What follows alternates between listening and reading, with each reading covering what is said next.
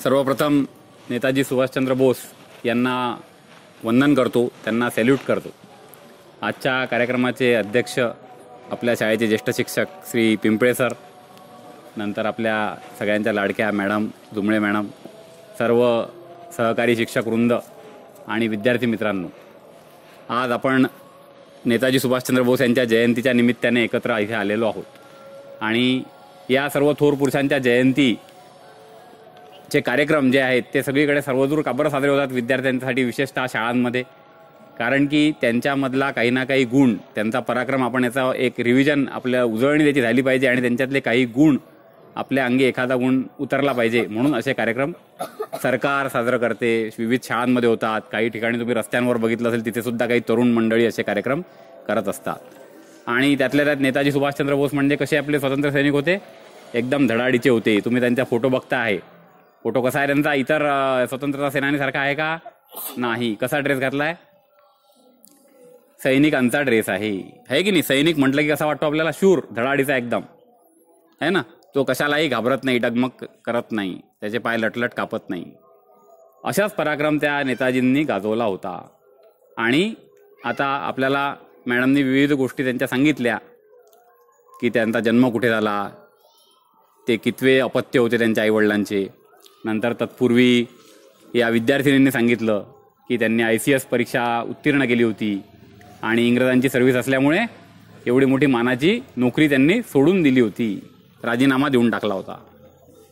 पण अशा महापुरुषांच्या जीवनात अनेक अशा गोष्टी असतात की ज्यांनी आपल्याला आपलं चित्त थरारून जाते। जसं शिवाजी महाराज, आपण ऐकलं की अरे बापरे, औरंगजेबाने पकडून ठेवलं होतं कैदेमध्ये, मोठे मोठे पहारेकरी राहायचे आणि कसेच काय तिथे महाराज राहिले असतील आतमध्ये, बाहेर जायचं नाही कुठे, काही नाही, कडक शिस्त एकदम। फुलाद खान नावाचा माणूस होता, औरंगजेबाने तिथे अपॉइंट केलेला, की जो शिवाजी महाराजांना कुठे हलू देत नव्हता, आणि अशा कडक वेड्यामध्ये ते राहिले होते। बरोबर आहे की नाही? आपल्या अंगावर काटा येतो की कसं काय राहिले असतील महाराज। तसंच एक घटना नेताजी सुभाषचंद्र बोस यांच्या जीवनात सुद्धा घडली होती की कलकत्त्याला एक इंग्रजांचा एक साम्राज्याचा प्रतीक म्हणून एक हेल्वेट स्तंभ होता, जसा आपला जयस्तंभ असतो की नाही? पाहिला का जयस्तंभ तुम्ही? नाही पाहिला? आपल्या खामगावला जयस्तंभ आहे। जयस्तंभ खामगावचा कोणाला माहित आहे कुठे आहे? महाराणा प्रताप पुतळा पाहिलाय? त्याच्या बाजूला खामगावचा जयस्तंभ आहे। जयस्तंभ म्हणजे काय, आपल्याला जेव्हा स्वतंत्र मिळालं भारताला, तेव्हा आपल्या भारत सरकारने जागोजागी जयस्तंभ उभारले की आता आम्ही आमचं स्वतःचं राज्य आहे। तसा इंग्रजांचा एक स्तंभ होता कोलकात्याला, आणि सुभाषजींनी त्यांच्या सोबत तरुणांना संघटित केलं होतं। आणि सुभाषजींना ते ब्रिटिश साम्राज्याचं प्रतीक काही आवडत नव्हतं, त्यांना वाटलं हे आपला देश आहे, कलकत्ता आहे, आणि ते ब्रिटिशांचा स्तंभ कशाला उभा हा। त्यामुळे त्यांनी गुप्त कट केला आणि एका रात्रीत तो स्तंभ पूर्ण नेस्तनाबूत पाडून टाकला आणि त्याची वीट अनवीट पूर्ण गायबच करून टाकले। ते कोणी बघितलं असं म्हणणार नाही की इथे काल स्तंभ होता ना, आज असं कसं काय सपाट मैदान झालं।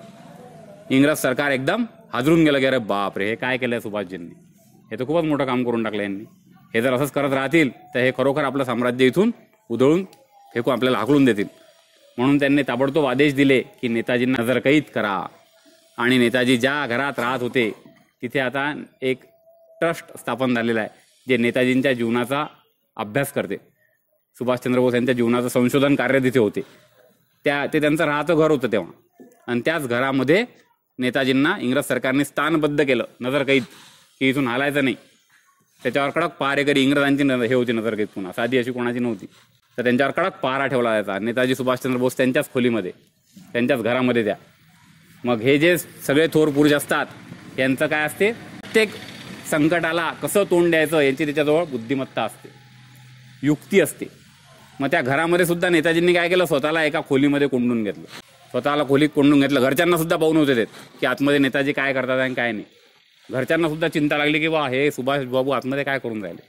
त्यांचं ताट सुद्धा जेवणाचं जे आहे ते दरवाजाच्या खालून असं दिलं जायचं त्यांना जेवायला, पण नेताजी कोणाला आपला स्वतःचा चेहरा दाखवत नव्हते। आणि एक दिवस रात्री त्या घरामधनं एक माणूस बाहेर पडला, इंग्रज अधिकारी त्यांचे सैनिक होतेच तिथे।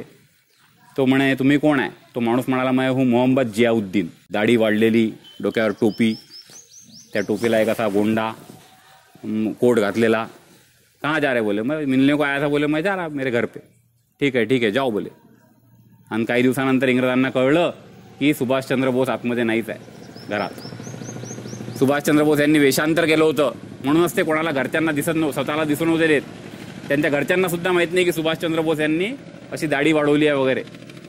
आणि सगळ्यांच्या इंग्रजांच्या हातावर त्यांनी, आपण म्हणतो मराठीमध्ये म्हण आहे, इंग्रजांच्या हातावर तुरी दिल्या. पण बाहेर पडल्यावर काही सोपं थोडी असते की, कडक पहारा असतो इंग्रजांचा, जागोजागी पोलीस. आणि अशा त्या मोहम्मद जियाउद्दीनच्या वेशामध्ये मग ते गेले कलकत्त्याहून गोमोह नावाच्या ठिकाणी रेल्वे स्टेशनवर.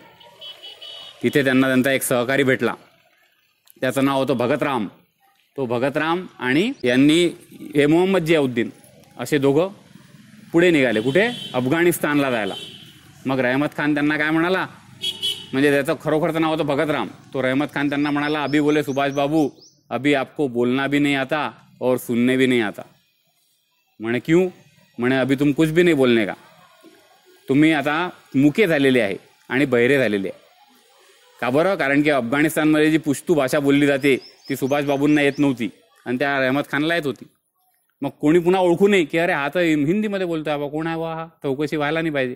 म्हणून त्यांनी मुके आणि बहिऱ्याचं सोंग घेतलं आणि बिचारे पायी पायी करत काबूलला गेले. कसा तरी प्रवास, थंडी, खायला नाही, काही नाही, एवढ्या यातना भोगून तिथे काबूलला गेले. तिथे कुठेतरी धर्मशाळेत राहिले. तिथे पुन्हा नाव आणि बोलायचं काहीच नाही. पुन्हा तब्येत खराब झाली होती, तोंडात नाही काही शब्द काढायचे. लोक विचारायचे की कोण आहे, तर येत नाही बोलता काही, कारण की ओळखायला नाही पाहिजे सुभाष बाबू आहे म्हणून. तर अशा रीतीने मग पुढे ते जर्मनीला गेले, हिटलरला भेटले आणि पुढचं त्यांनी त्यांचं कार्य केलं. आत्ताच मॅडमने सांगितलं, जय हिंद नारा दिला, रेडिओवरून संदेश दिला. महात्मा गांधींना उद्देशून ते रेडिओवरून बोलले होते आणि पहिल्यांदा महात्मा गांधींना राष्ट्रपिता असं त्यांनी म्हटलं होतं. तर असे त्यांच्या जीवनामध्ये अनेक थरारक प्रसंग आहे. आणि असं ब्रिटिश लोकांना, क्रांतिकारक लोकांनी आपल्या देशातनं हा देश सोडून जाण्यास भाग पाडलं होतं. याचं मोठं श्रेय क्रांतिकारक लोकांना जाते. कोणतीही क्रांती तलवारीशिवाय होत नसते, है ना. तर असा हा एक प्रसंग त्यांच्या जीवनातला तुम्हाला सांगावासा वाटला इथे गोष्टी स्वरूपात. आणि दुसरा एक प्रसंग आहे, 15 नोव्हेंबर 1939 रोजी ते खामगावला आले होते, नेताजी सुभाषचंद्र बोस. खामगावला ते राष्ट्रीय शाळेमध्ये गेले. नंतर त्यांचं टिळक मैदान येथे जाहीर भाषण झालं होतं. अशा त्याचा फोटोसुद्धा आहे ते इथे आल्याचा. आणि त्यांची सहीसुद्धा टिळक राष्ट्रीय विद्यालयाच्या शेरे बुकामध्ये त्यांची सहीसुद्धा आहे. तर आपल्याला हे सगळं माहिती पाहिजे. टिळक मैदान कुठे आहे तुम्ही जाऊन बघून घ्या एकदा. काही मैदान दिसत नाही तिथे आता, पण तरी बघून या. आईवडिलांना विचारा कुठे आहे टिळक मैदान तर. आणि अशा अनेक त्यांच्या जीवनामधले प्रसंग आहेत. पाणबुडीमधनं गेले वगैरे, खूप त्यांच्या जीवनात कठीण असे प्रसंग आलेले आहेत. ते खूप मोठा त्यांचा इतिहास आहे. मोठे मोठे जाडे पुस्तकं त्यांच्यावर लिहिली आहेत लोकांनी. तर अशा या सुभाषबाबूंना आपण त्यांच्या जयंतीदिनी प्रणाम करूया. एवढं मी बोलून माझ्या वाणीला विराम देतो. धन्यवाद.